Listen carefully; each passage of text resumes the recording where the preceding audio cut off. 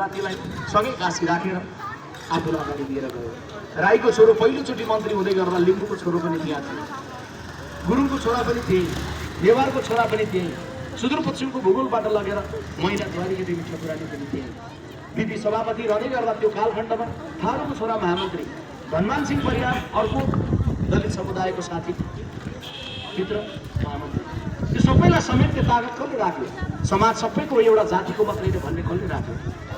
आज धनमान सिंह परियार सम्झिँदै गर्दा म यहाँ टेकबहादुर भाइ उम्मेदवार भएको पनि सम्झिन्छु। त्यही समुदायको हुनुहुन्छ, दलित समुदायको हुनुहुन्छ। अझै जेनजी युवाहरूको त खुसी मान्नुपर्छ, जेनजी उमेरको युवा टेकबहादुरलाई आज हामीले यहाँ उम्मेदवारको रूपमा तपाईँहरूको बिचमा खडा गरेका छौँ।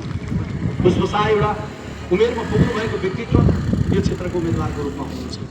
उहाँले 5 वर्षमा धेरै काम गर्छु भन्नुभएको थियो होला। तपाईँहरू कैयौँ उमेरमा कैयौँ गुनासोहरू पनि होला, भनिएका काम कैयौँ भएनन् भने, तर सोच्दै गर्दा कसरी सोच्नु पर्यो भने 5 वर्षलाई समय दिने, 2.5 वर्षमै बिदा भएर उहाँ आउनु भएको छ। एउटा विद्यार्थीलाई कक्षा कोठाको हलमा परीक्षा हलमा लगेर 9वटा प्रश्न दिएर 3 घन्टामा उत्तर लेख है 5वटाको भनेपछि उसले 3 घन्टा पायो भने उसले डिस्टिङसन नम्बर ल्याउन सक्छ। तर उसलाई समय दिने 3 घन्टा, अनि 1.5 घन्टा पुगेपछि ल्याउ तिम्रो प्रश्नपत्र तिम्रो उत्तर ल्याऊ भनेर माग्यो भने उसले पर्याप्त नम्बर ल्याउन सक्छ। आज पुष्पशाहले यो क्षेत्रबाट उम्मेदवार बन्दै गर्दाखेरि विगतमा काम कुराहरू पुरा भए भन्ने अवस्था बिल्कुलै हुँदैन, किनभने संसदले काम गर्न पाएन, उहाँ आफैले पनि काम गर्न स्वतन्त्र पाउनु भएन। तर मैले अघि भने जस्तै त्यो समुदायहरूलाई गाँच्ने काङ्ग्रेसले 46मा आउँदा राजाको शासन ढालेर फेरि राजालाई नै संवैधानिक बनाएर राख्न सक्ने काङ्ग्रेसले यसो सम्झिनुहोस् त, यो अछामका गाउँहरूमा कतिजना मरे ठ्याक्कै सम्झिन सक्नुहुन्छ? दसैँमा आउँछ, टिका लाउन आउँछ, छोरो प्रहरीको छोरो बोरामा भरिएर आयो हो कि यहीँनिर कैयौँ आमाका काखहरू के हो कि माओवादी मारियो पनि नेपाली, प्रहरी सेना काङ्ग्रेस मारिए पनि नेपाली भनिराखेर कसले समन्वय गर्यो, कसले विश्वास नदियो? माओवादीलाई लगेर क्यान्डिडेटको हतियार थन्क्यौँ, दुईटा हात जोडेर मतदाताको अगाडि उठ्यो, तिमीले जिते तिम्रो सत्ता, हामीले जिते हाम्रो सत्ता भनेर समन्वय कसले गर्यो? संविधान बन्नका लागि 64 सालमा के हो? चुनाव हो। 64 सालमा संविधान सभाको चुनाव हो, तर संविधान किन बनेन? के कमल बजारमा कहिले छलफल गर्नु भएको छ? त्यो चुनावको बेलामा कुल भएर नम्र भएर छलफल गर्नका लागि म तपाईँलाई आग्रह गर्न चाहन्छु कि नेपाली काङ्ग्रेस पार्टी यो बेलामा के गर्न चाहन्छ भने 64मा देशले नयाँलाई हेरेको होइन, नयाँ हेरौँ पुरानो हेर्दा हेर्दा गरियो भनेर नयाँलाई हेरेको होइन, स्वाद फेरेको होइन, एउटा सिट कम बहुमत प्रत्यक्षतर्फ नेकपा माओवादीलाई त्यस बेला दिएको होइन। तर किन भनेर 4 वर्ष गुज्रेर संविधान 4 वर्ष गुज्रिँदै गर्दा देशले संविधान पाएन। त्यसपछि काङ्ग्रेसले के भन्यो? हामीलाई सबभन्दा ठुलो दल बनाउनुहोस् यो 70को चुनावमा। काङ्ग्रेस सबभन्दा ठुलो दल भयो भने, काङ्ग्रेसले कमान्ड गर्ने देशको जिम्मेवारी प्रधानमन्त्री पायो भने काङ्ग्रेसले सबैलाई समन्वय गरेर संविधान लेख्छ।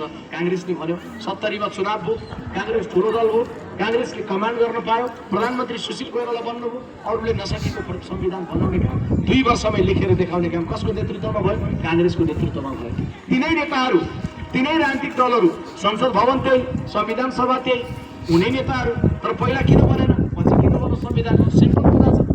अगाडिकाले आवेगमा अघि लगाए, काङ्ग्रेसले विवेकमा अघि लगाए। अगाडिकाले झोकिएर शासन गरे, काङ्ग्रेसले रोकिएर शासन गर्यो। काङ्ग्रेसले सबैलाई सुन्यो, काङ्ग्रेसले सबैलाई समन्वय गर्यो, काङ्ग्रेसले सबैलाई सहयोग, अनि संविधान बन्न सक्यो। त्यसैले यो बेलामा म तपाईँहरूलाई खास गरी अछामको यो क्षेत्रका सबै आदरणीय पार्टीका साथीहरूलाई पनि आग्रह गर्न चाहन्छु। प्रश्न पुष्पजीले जित्ने कि नजित्ने भन्ने छैन, प्रश्न यो देशलाई गाँच्ने शक्तिलाई यो बेलामा देशको केन्द्रमा राख्नुपर्ने जरुरी छ कि छैन? मूल प्रश्न त्यो हो। तपाईँहरूले सोच्नुभयो भने फेवाताल जानुभयो, एकछिनलाई सम्झिनुहोस्, फेवाताल जाँदै गर्दा के हुन्छ?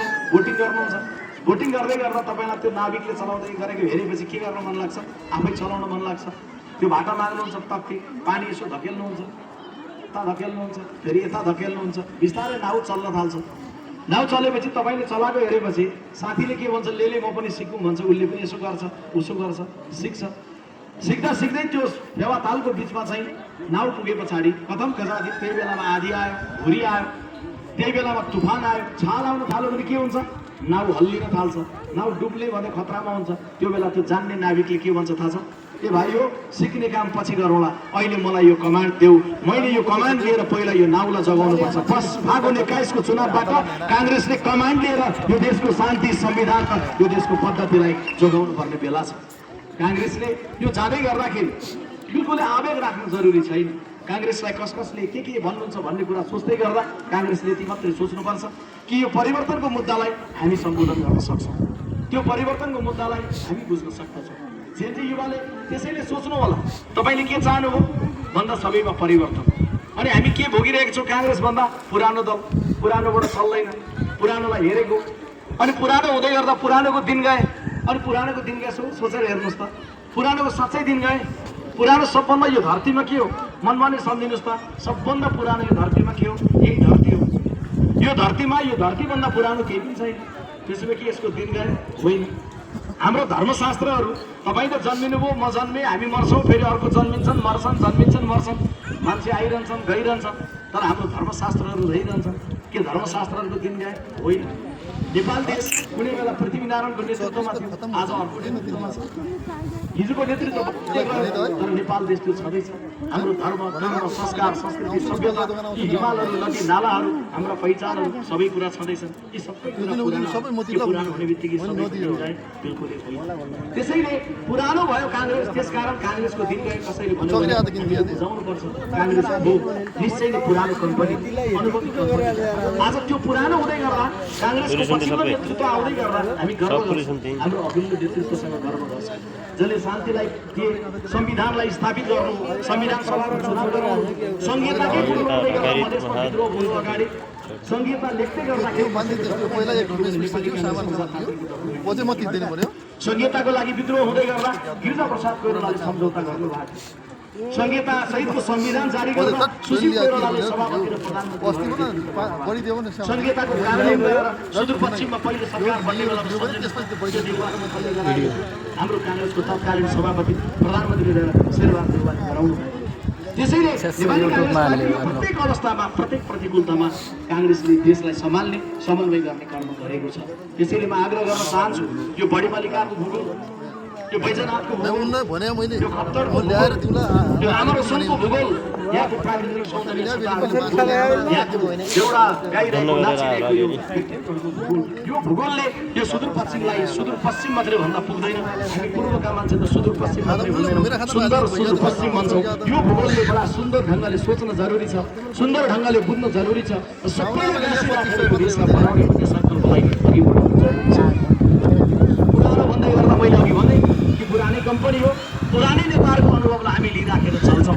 आज गगन थापा नेतृत्वमा सभापति बन्नुभयो, या विश्वप्रकाश उपसभापति भए भनिरहँदै गर्दा हाम्रो अग्रजहरू, चाहे शेरबहादुर देउवा, चाहे पूर्णबहादुर खड्का, चाहे डाक्टर शेखर कोइराला, चाहे विमलेन्द्र निधि, यी सबै नेताहरूको चाहिँ अनुभवहरूलाई हामी अभिभावकको रूपमा सम्मान र श्रद्धा गरेर